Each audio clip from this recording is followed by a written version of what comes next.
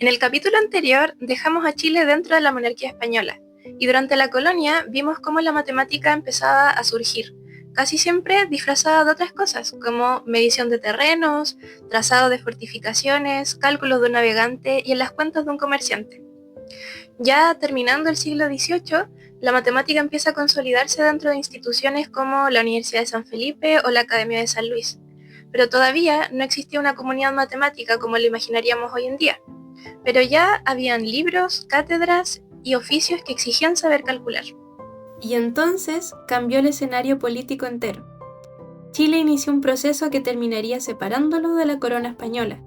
Pero una cosa es decidir gobernarse a sí mismo y otra muy distinta es construir desde cero un país capaz de sostenerse. Porque para eso hacen falta leyes, funcionarios, escuelas y profesores. También hacen falta personas que puedan administrar el territorio y conocerlo con precisión. Y para eso se necesita alguien que forme a esta gente. Así que durante este periodo, mientras Chile intentaba independizarse, surgió una pregunta que nos va a acompañar durante todo el capítulo. ¿Cómo se educa una república que está recién naciendo?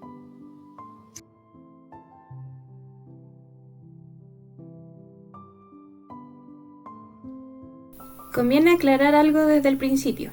Que el proceso de independencia haya comenzado en 1810 no significa que el país despertara ese año convertido en una nación separada de España. Ni siquiera todos los protagonistas de los primeros acontecimientos estaban pensando, desde el comienzo, en una ruptura definitiva con la corona. Lo que arranca en 1810 es algo bastante más desordenado. Se instala una junta de gobierno, después un congreso, aparecen periódicos y reglamentos, estallan disputas entre distintos grupos políticos y finalmente estalla también una guerra.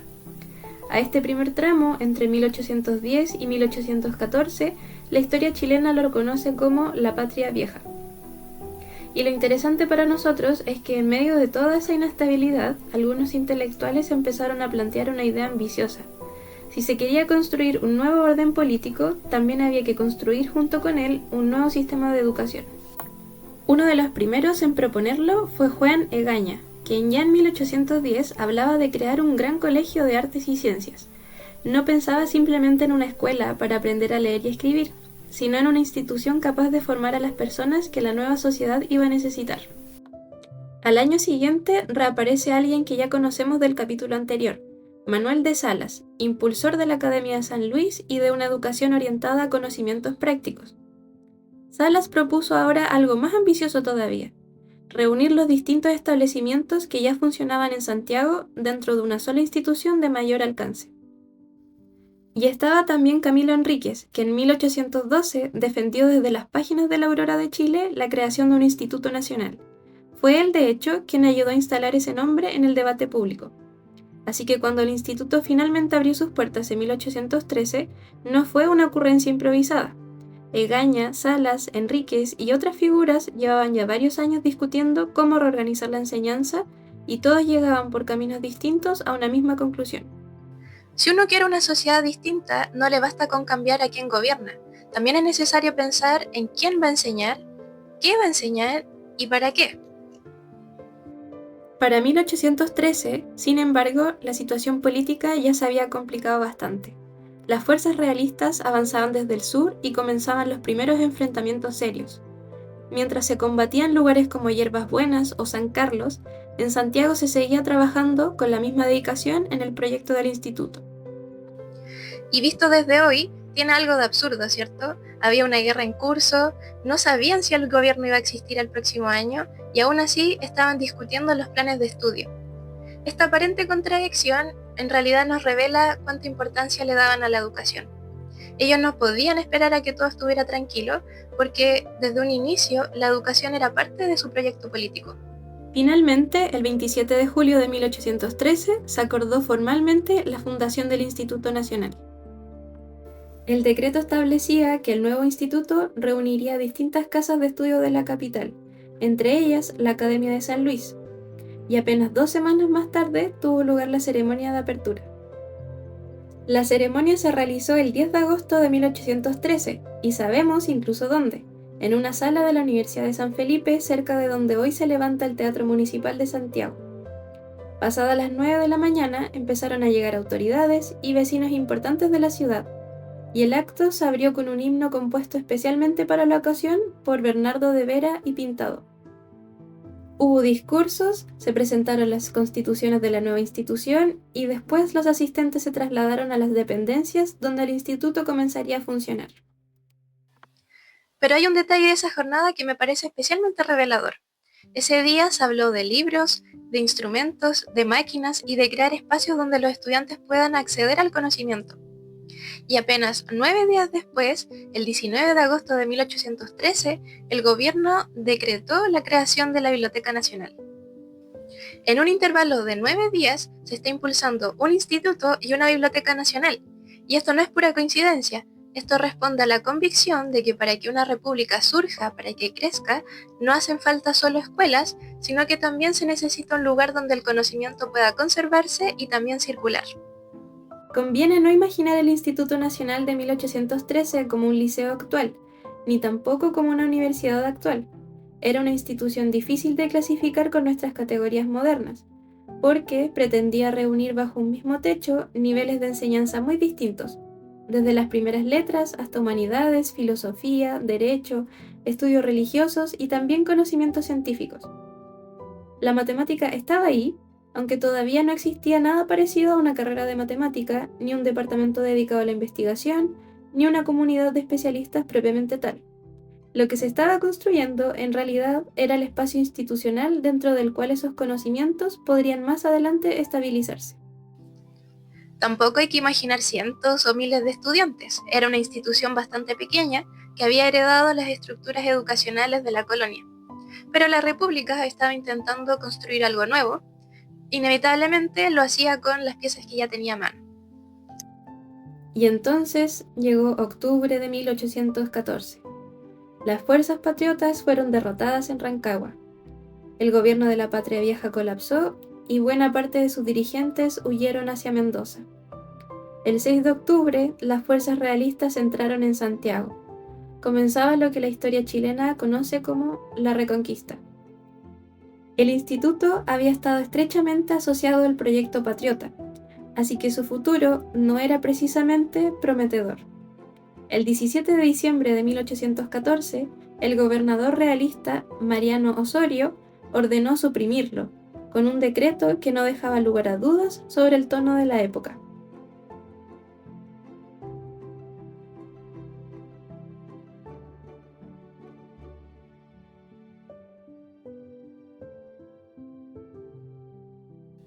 El primer gran intento de reorganizar la educación republicana en la práctica duró un poco más de un año. Pero el proyecto todavía no había desaparecido, simplemente porque la guerra todavía no había terminado. Después de la derrota de Rancagua, buena parte de los patriotas exiliados en Mendoza comenzaron a reorganizarse. Y mientras tanto, José de San Martín preparaba un proyecto militar de una ambición mucho mayor. No se trataba solo de recuperar Chile, sino de cruzar la cordillera, derrotar a las fuerzas realistas en territorio chileno y usar después ese mismo territorio como plataforma para continuar la campaña hacia el Perú. A comienzos de 1817, el ejército de los Andes emprendió el cruce de la cordillera. El 12 de febrero de ese año, las fuerzas patriotas vencieron en la batalla de Chacabuco. Santiago volvió a quedar bajo control patriota y Bernardo O'Higgins asumió como director supremo. Un año más tarde, el 12 de febrero de 1818, se proclamó formalmente la independencia de Chile. Y en abril de ese mismo año, tras un momento particularmente crítico, la victoria patriota en la batalla de Maipú terminó de asegurar militarmente el nuevo gobierno. Y recién en este punto tiene sentido volver a preguntarnos por el instituto, porque este proyecto que fue interrumpido en 1814, recién ahora se puede volver a poner sobre la mesa. En noviembre de 1818, el Senado pidió formalmente a O'Higgins que el Instituto Nacional fuera restablecido. Pero una cosa era tomar esa decisión y otra bastante distinta era conseguir un edificio, reorganizar a los profesores y volver a ponerlo en marcha. La reapertura efectiva ocurrió finalmente el 20 de julio de 1819. La ceremonia comenzó con una misa en la Catedral de Santiago y después las autoridades se trasladaron al instituto. Su nuevo rector fue el presbítero José Manuel Verdugo. Chile tenía ahora una situación curiosa. Era políticamente independiente y, sin embargo, buena parte de sus instituciones seguían viniendo directamente del periodo colonial. La Universidad de San Felipe continuaba existiendo, muchos profesores habían sido formados bajo el sistema anterior, los libros seguían siendo en gran medida los mismos y todavía era difícil distinguir con claridad dónde terminaban los estudios secundarios y dónde comenzaban los superiores. Y esto sirve para entender algo mucho más general sobre el proceso de independencia. Las rupturas políticas pueden ocurrir muy rápido, de un día para otro, pero el proceso de independencia intelectual institucional no.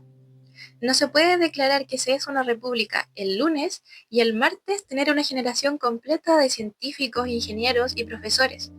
Para eso hay que formarlos, y formar a una persona toma décadas, no meses. Así que durante los años siguientes, Chile empezó a experimentar, con instituciones, con profesores, con planes de estudio y con distintas ideas sobre qué clase de educación necesitaba realmente el país. La década de 1820 fue políticamente inestable. Se ensayaron distintas formas de organizar la república. Hubo cambios de gobierno, nuevas constituciones y disputas entre distintos grupos políticos. Y todas esas discusiones terminaban alcanzando también a la educación. ¿Qué debía estudiar un ciudadano? ¿Si había que privilegiar las humanidades o las ciencias? ¿Si la educación debía quedar en manos del Estado o podían existir también instituciones privadas? ¿Para qué servía realmente estudiar matemática? Todas esas preguntas estaban abiertas. Y en medio de esa discusión aparece un personaje bastante particular. Un español, liberal, escritor, profesor, periodista y aparentemente con opiniones sobre casi todo. José Joaquín de Mora llegó a Chile en 1828, procedente de Buenos Aires, con una trayectoria política e intelectual bastante agitada a sus espaldas. El gobierno de Francisco Antonio Pinto lo recibió en un momento en que el país intentaba modernizar distintas áreas de la vida pública. Mora participó en los debates políticos de la época, escribió en la prensa, se involucró en el ambiente intelectual que rodeó la Constitución de 1828 y además decidió fundar un nuevo establecimiento educacional, el Liceo de Chile. Y aquí tenemos algo notable para nuestra historia, porque se conserva el plan de estudios del Liceo de Chile, publicado en 1828. Eso nos permite hacer algo bastante concreto, abrir un documento de casi 200 años y preguntarle directamente qué matemáticas se quería enseñar en Chile. El proyecto contemplaba un plan general de 5 años. Por la mañana se dictaban los estudios literarios, dirigidos por el propio Mora, y por la tarde los estudios científicos que quedaron bajo la responsabilidad de Andrés Antonio Gorbea, un ingeniero español llegado a Chile en 1826. En el liceo, Gorbea quedó a cargo de prácticamente toda la enseñanza matemática y científica. Su historia completa la vamos a contar en la segunda parte de este capítulo, pero desde ya conviene tener presente su nombre porque va a volver a aparecer. El primer año del plan comenzaba con aritmética, álgebra, geometría especulativa y trigonometría rectilínea, además de geometría aplicada durante parte del año. Hasta ahí podríamos pensar en una formación matemática relativamente clásica para la época. Pero el segundo año cambia bastante el panorama. Aparecen secciones cónicas, ecuaciones superiores, series, trigonometría esférica, geometría en 3 dimensiones y también combinaciones, permutaciones y probabilidades. Y esto a mí me encanta. Estamos viendo un plan de estudios escrito en Santiago en 1828, y ahí está con todas sus letras escrito combinaciones, permutaciones y probabilidades. No estamos hablando solamente de sumar, restar o de medir terrenos. Y todavía quedaba el tercer año, que sumaba cálculo diferencial, cálculo integral, cálculo de variaciones, estática, dinámica y fortificación. En los años siguientes se agregaban hidrostática, hidrodinámica, magnetismo, óptica y astronomía. Ahora bien, aquí hace falta una advertencia importante. Tenemos el plan de estudios, pero en realidad esto no es una lista con los cursos que efectivamente se hayan dictado. De hecho, el liceo tuvo una vida muy corta. Entonces nosotros no podemos asegurar que, por ejemplo, un estudiante de tercer año haya estado estudiando cálculo de variaciones. Eso en realidad no lo sabemos.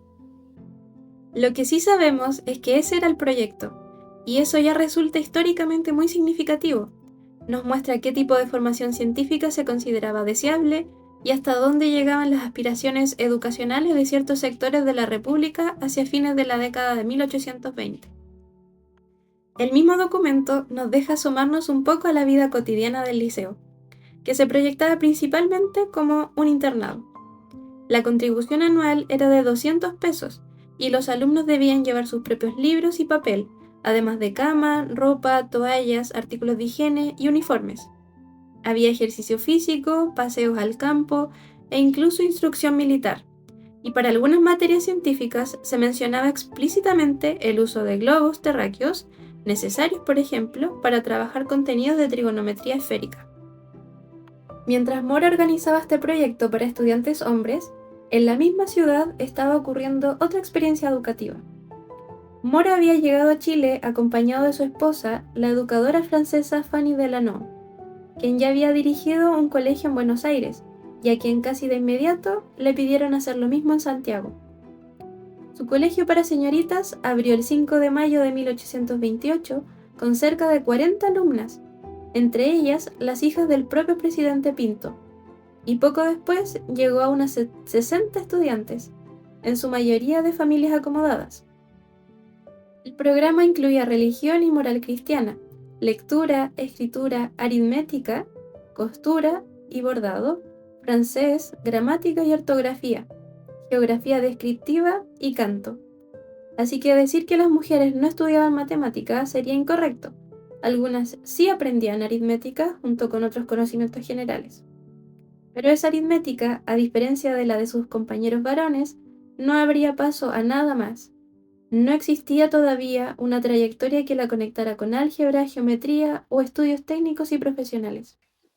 La pregunta interesante no es tanto si las mujeres podían aprender matemáticas, sino para qué se les permitía usarlas. Y bueno, esta discusión va a estallar más adelante en el siglo XIX, así que por ahora sigamos con Mora y Gorbea. En 1829, Chile entró nuevamente en guerra civil. Los sectores liberales, conocidos como pipiolos, se enfrentaron con sus adversarios conservadores, y en abril de 1830, la batalla del Ircay terminó inclinando el conflicto definitivamente a favor de estos últimos. El cambio político tuvo consecuencias directas para quienes estaban vinculados al proyecto liberal, y Mora era uno de ellos. En 1831 terminó saliendo de Chile y el liceo perdió a su principal impulsor. Y esta escena ya nos resulta familiar. En 1813 abre el Instituto Nacional, cambia el gobierno y lo cierran. En 1829 empieza a funcionar el liceo, nuevamente cambia el orden político y este proyecto desaparece. Así que podemos ver que durante estas décadas los proyectos educativos están completamente atravesados por la disputa sobre qué clase de país debía ser Chile. Pero hay alguien que no desaparece de nuestra historia, el profesor que Mora había puesto a cargo de los estudios científicos, Andrés Antonio Gorbea. Gorbea se quedó en Chile. Ya había enseñado en el Instituto Nacional, había dirigido la formación científica del liceo y durante los años siguientes empezaría a organizar una enseñanza matemática mucho más especializada. Ya no se trataba solamente de decidir qué debía aprender un ciudadano culto, ahora aparecía una necesidad distinta. Chile necesitaba gente capaz de medir terrenos, levantar planos, construir caminos y diseñar obras. Es decir, necesitábamos gente capaz de trabajar profesionalmente con matemática. Así que la pregunta empezó a cambiar. Ya no era solamente cómo educamos a los ciudadanos de esta república, sino que también cómo formamos especialistas que esta república necesita. En apenas 20 años, la educación chilena atravesó varios proyectos distintos. En 1813 se creó el Instituto Nacional en medio de una guerra. En 1814 fue clausurado. En 1819 volvió a funcionar. Durante la década siguiente aparecieron nuevas discusiones sobre qué conocimientos necesitaba la República, y el Liceo de Chile llegó a proyectar una formación científica que iba de la aritmética al cálculo diferencial, la mecánica y la astronomía. Al mismo tiempo, nuevas instituciones empezaron a ampliar la educación femenina, aunque todavía dentro de límites muy distintos a los que enfrentaban los hombres. Y atravesando varias de estas experiencias, encontramos siempre a la misma persona, Andrés Antonio Gorbea. En el próximo capítulo lo seguiremos de cerca. Vamos a ver qué significaba estudiar matemáticas superiores en Chile durante la década de 1830, qué debía estudiar alguien que quería ser agrimensor, qué libros se usaban, cómo llegó a nuestro país el cálculo diferencial e integral y la geometría descriptiva, y cómo todo esto terminaría conectado con la creación de la Universidad de Chile y la Facultad de Ciencias Físicas y Matemáticas. Porque hasta ahora hemos hablado de cómo se debía educar una república, pero en el próximo capítulo hablaremos de cómo las matemáticas permitieron construir la república.